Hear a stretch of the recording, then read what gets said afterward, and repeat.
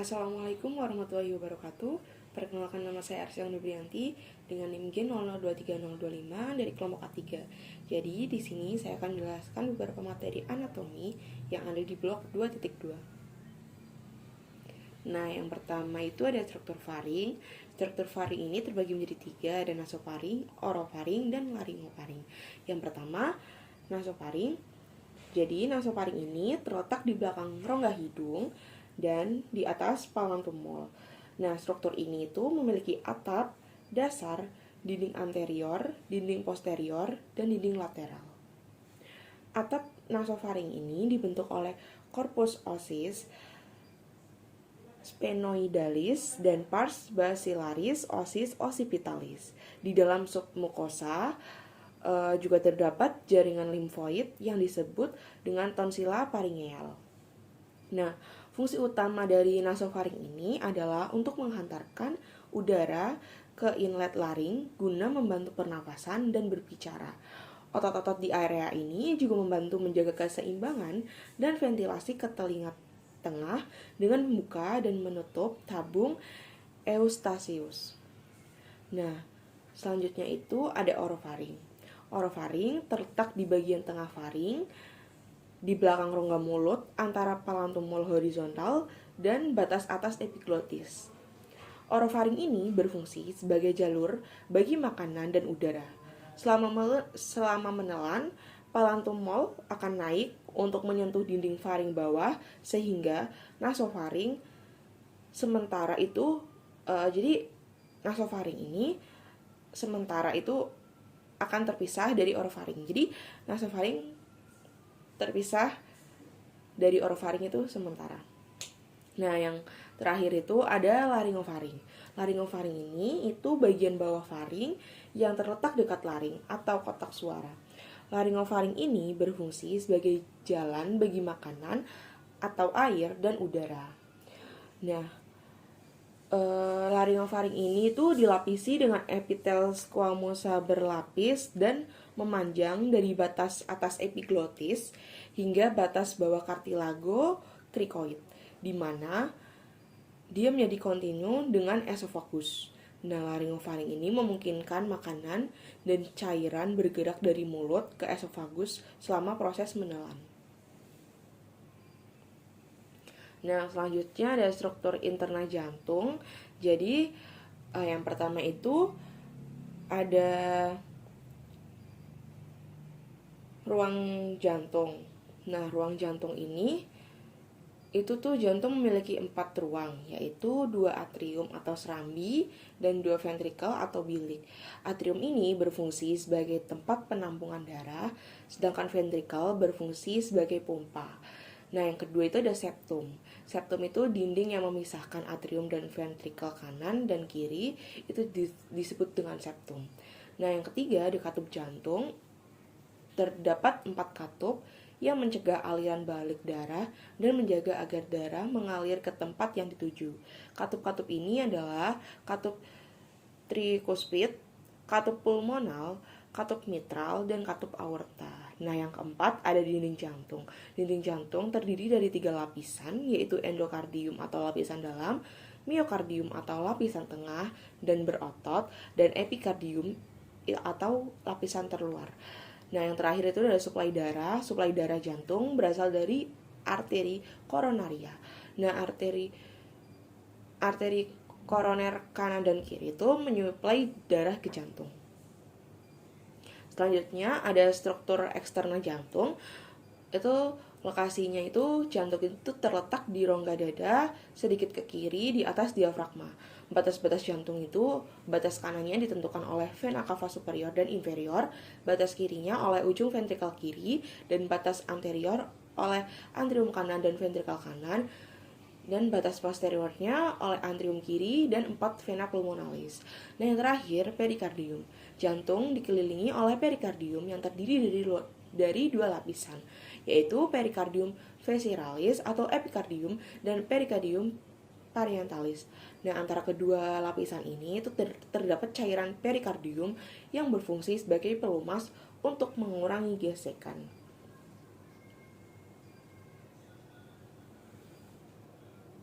Nah, selanjutnya itu ada mekanisme pembuka dan penutup katup jantung.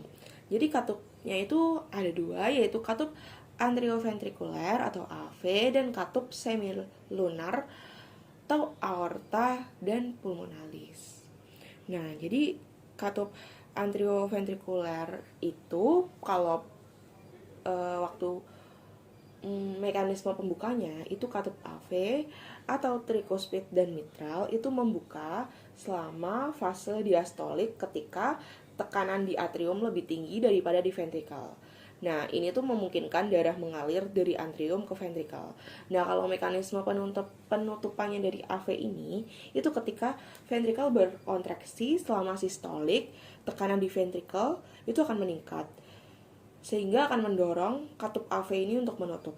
Nah, ini itu dapat mencegah aliran balik darah ke atrium. Selanjutnya, otot papillaris dan chordae tendinae itu berperan juga dalam menjaga katup tetap tertutup selama kontraksi ventrikel.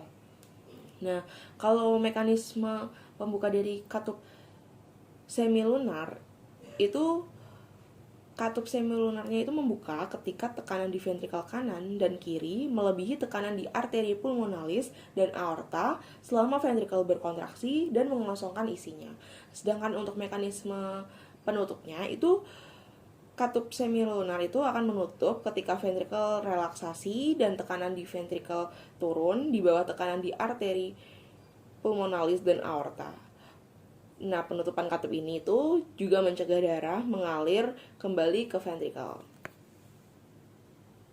Selanjutnya itu ada diafragma dan mediastinum.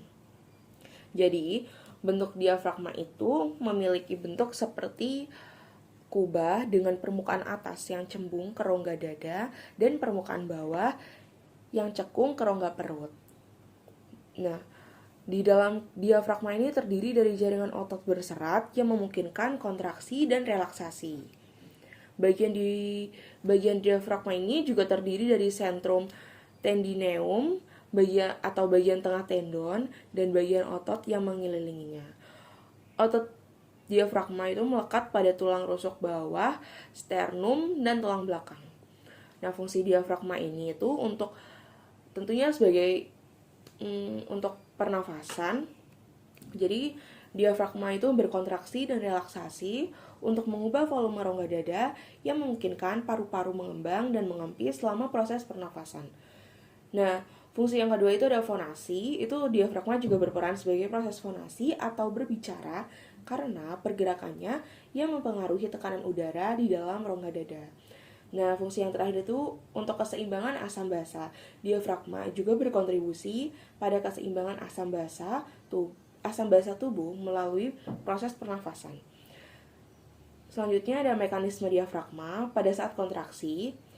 Itu diafragmanya itu saat nafas masuk atau inhalasi, diafragma itu akan berkontraksi. Nah, pada saat berkontraksi ini, diafragma itu akan menurunkan kubahnya dan meningkatkan volume rongga dada. Hal ini dapat menciptakan tekanan negatif yang menarik udara ke dalam paru-paru. Sedangkan pada saat relaksasi, itu saat nafas keluar atau ekshalasi, diafragma itu akan relaksasi. Kubahnya akan naik dan volume rongga dada berkurang, lalu akan mendorong udara keluar dari paru-paru. Nah, selanjutnya itu ada mediastinum. Jadi batas-batas mediastinum itu membentang dari thoracic inlet atau pintu atas rongga dada hingga diafragma di bagian bawah. Nah, mediastinum ini dibagi menjadi beberapa kompartemen. Yang pertama ada mediastinum superior.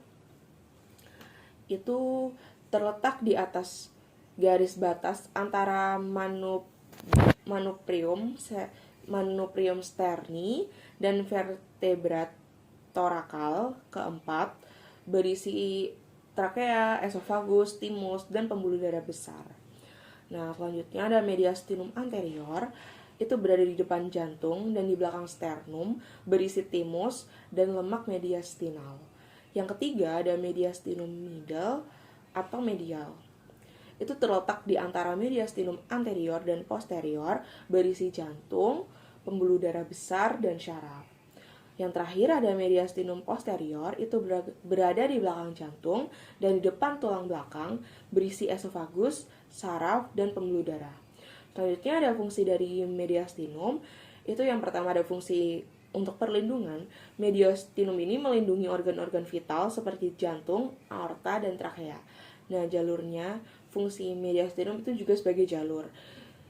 Nah, jalur ini tuh memungkinkan untuk pembuluh darah, saraf, dan struktur lainnya itu melewati rongga dada.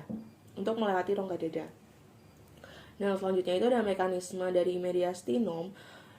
Itu mediastinum itu dapat mengalami pergerakan selama pernafasan dan aktivitas tubuh. Nah, hal ini tuh dapat mempengaruhi posisi organ-organ di dalamnya.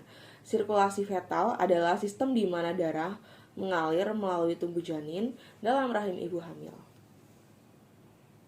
Sekian dari saya, mohon maaf apabila ada kesalahan. Terima kasih. Wassalamualaikum warahmatullahi wabarakatuh.